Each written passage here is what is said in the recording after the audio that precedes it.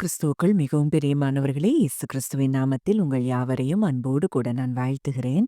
இந்த நாளிலும் தேவன் நம்மோடு கூட இடைப்படுகின்ற வார்த்தை 1 சாமுவேல் 2ஆம் அதிகாரம் 8ஆம் வசனம். அவர் சிறியவனை புழுதியிலிருந்து எடுத்து எளியவனை குப்பையிலிருந்து உயர்த்துகிறார். அவர்களை பிரபுக்களோடு உட்காரவும் மகிமையுள்ள சிங்காசனத்தை சுதந்தரிக்கவும் பண்ணுகிறார். பூமியின் அஸ்திபாரங்கள் கர்த்தருடையவைகள், அவரே அவைகளின் மேல் பூச்சக்கரத்தை வைத்தார்.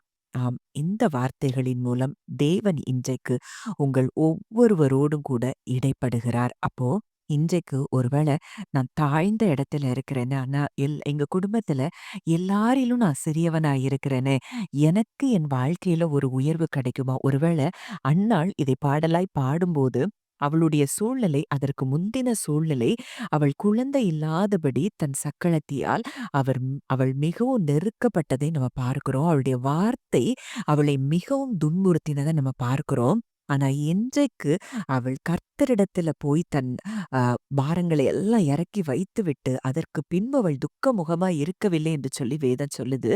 ஏலி சொல்றாரு, "நீ சமாதானத்தோடே போ. நீ வேண்டிக் கொண்டதின்படி உனக்கு ஆக கடவுதுன்னு" சொன்னபோது, அப்போ அத நம்பி அவ போறா. அங்கே தேவன் அந்த சாமுவேல் தீர்க்கதரிசி அவள் வயிற்றிலிருந்து பிறக்கும்படி தேவன் என்ன செய்றாரு? ஒரு பெரிய கிருபையை அளிக்கிறார். அப்போ இன்றைக்கு உங்க சிறுமை என்ன? நீங்க எந்த இடத்துல சிறுமைப்பட்டிருக்கிறீங்க? ஐயோ! எல்லார் மத்தியிலயும் எனக்கு ஞானம் இல்லாததுனால நான் குறைவுபட்டு இருக்கிறேனே! என்னை எல்லாரும் அற்பமாய் நினைக்கிறாங்களே, பார்க்கிறாங்களே அப்படின்னு சொல்லி நீங்க நினைக்கிறீங்களா? ஆனா ஆண்டவர் இன்றைக்கு உங்களை தான் அவர் தெரிந்தெடுத்திருக்கிறார் என்பதை நீங்கள் அறிந்து கொள்ள வேண்டும். ஞானிகளை வெட்கப்படுத்தும்படி தேவன் பைத்தியங்களை தெரிந்து கொள்ளுகிறாராம். உள்ளதை அவமாக்கும்படி உலகத்தில் இழிவானவைகளை அவர் தெரிந்தெடுத்திருக்கிறாராம். அப்போ இன்றைக்கு நீங்க அப்படி ஒரு சூழ்நிலையில ஆண்டவரை நம்பி நீங்க இருந்தீங்கன்னா, உங்க சூழ்நிலை, அதாவது நீங்க சிறியவனைப் போல புழுதியில இருந்து நீங்க இருக்கிறதற்காக தேவன் உங்களை அழைக்கல. அவர் உங்களை உயர்த்தும்படியாகத்தான் உங்களை அழைத்திருக்கிறார். உங்களை பிரபுக்களோடு கூட உட்காரும், அதாவது பூமியில உயர்ந்த ஸ்தானத்துல உங்களை உட்காரப்படவும் மகிமையுள்ள சிங்காசனத்தை சுதந்தரிக்கவும் பண்ணுகிறார். அப்படிங்கிறத இந்த வார்த்தை மூலம் நம்ம அறிந்து கொள்கிறோம். அப்போ இன்றைக்கு உங்க நிலைமை என்ன? இந்த நிலைமை உங்களுடைய உண்மையான நிலைமை இல்ல. நிச்சயம் தேவன் உங்களை ஆசீர்வதித்து உயர்த்துவதற்காகத்தான் அவர் உங்களை அழைத்திருக்கிறார், தெரிந்தெடுத்திருக்கிறார். யோபு 5:10 கூட பார்க்கிறோம்.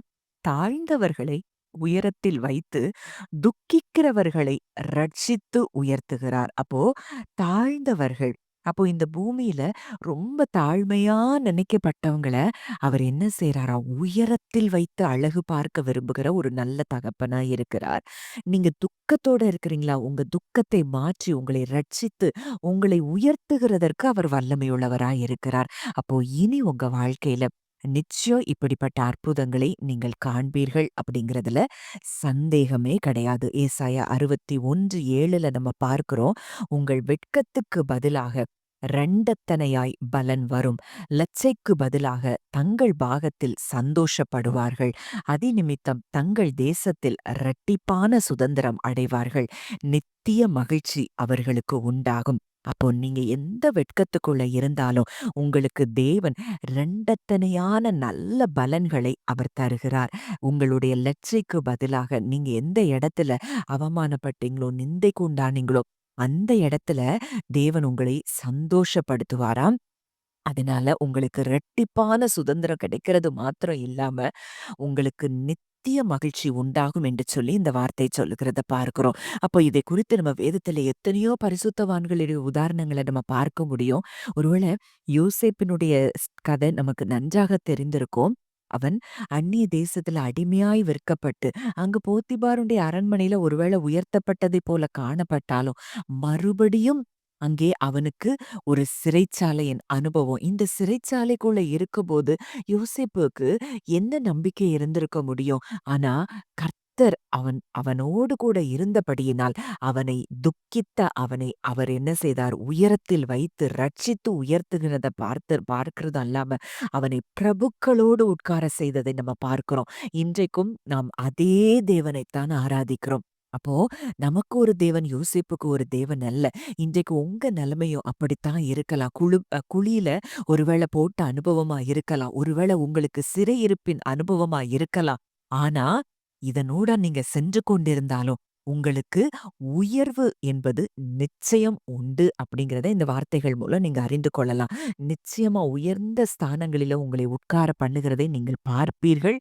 உங்க அந்நிய கண்கள் அல்ல, உங்கள் சொந்த கண்கள் இதை காண்கிற நேரத்திற்குள்ள தேவன் உங்களை கொண்டு வந்திருக்கிறார். அதேபோல தாவீதை பார்க்கும்போதும், தன் குடும்பத்தார் எல்லாராலயும் அற்பமா எண்ணப்பட்ட தாவீது, ஒருவேளை ஆடு மேய்த்துக் கொண்டிருந்த அந்த தாவீது மேல தேவன் ஒரு மகிமையான திட்டம் வைத்திருந்தத நம்ம பார்க்கிறோம்.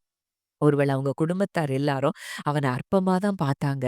அங்க தகப்பன் கூட அங்கே தாவீது அபிஷேகம் பண்ண அங்கே வந்திருந்தப்போ, சாமுவேல் அபிஷேகம் பண்ண வந்திருந்தப்போ, அங்க தாவீத தன் மகன் என்று சொல்லக்கூட இல்லாமல் அவன அங்க காட்டவே இல்ல. ஆனா தேவன் அந்த இடத்துல, இவன் இல்லை, இன்னொருவன் இருக்கிறான். அவன வர சொல்லுன்னு சொன்னப்போ, அங்க அத்தனை பேருக்கு முன்பாக தாவீதினுடைய தலை உயர்த்தப்பட்டத நம்ம பார்க்கிறோம். இன்றைக்கும் யாருக்கும் அறியாத ஒரு வாழ்க்கை. என்னை யாரு தேடுவாங்க? என்னை யாரு நேசிப்பாங்க? என்னை யாரு இந்த உலகத்துல பார்ப்பாங்கங்கிற அந்த இடத்துல நீங்க இருக்கிறீங்கன்னா, உங்கள் தேவனுடைய கண்கள் உங்களை நோக்கி பார்த்து கொண்டிருக்கிறது என்பதை நீங்கள் அறிந்து கொள்ளுங்கள். நிச்சயமா அங்கே அந்த குடும்பத்தார்ல எல்லாரும் தாவீத மறந்துட்டாங்க. ஆனா, பரம தகப்பன் அவனை படைத்தவர் அவனை மறக்கவில்லை. அவருடைய கண்கள் அவன் மேல் பதிக்கப்பட்டிருந்தபடியினால, அந்த தேசத்துக்கே அவனை ராஜாவாய் அவர் மாற்றினதை நாம் அறிந்திருக்கிறோம். அப்போ இன்றைக்கோ இதே சூழ்நிலைகள்ல போய்க் கொண்டிருக்கிற உங்களுக்குத்தான் தேவன் இந்த வார்த்தையின் மூலம் உங்களோடு இடைப்படுகிறார். உங்களுடைய மகிமையுள்ள நாட்கள் அவரே உங்கள் கேடகமும், உங்கள் மகிமை, உங்கள் தலையை உயர்த்துகிறவருமாய் இருக்கிறபடியினால, நிச்சயம் சீக்கிரத்தில உங்க தலை உயர்த்தப்படுகிறதை நீங்கள் காண்பீர்கள். பிரபுக்களோடு அவர் உங்களை அமரச் செய்கிறதை நீங்கள் காண்பீர்கள். மகிமையுள்ள சிங்காசனத்தை நீங்கள் சுதந்தரித்துக் கொள்ளுவீர்கள். ஜெபிக்கலாம். நல்ல தகப்பனே, நன்றியோடு உம்மை துதிக்கிறோம், ஸ்தோத்தரிக்கிறோம் அப்பா.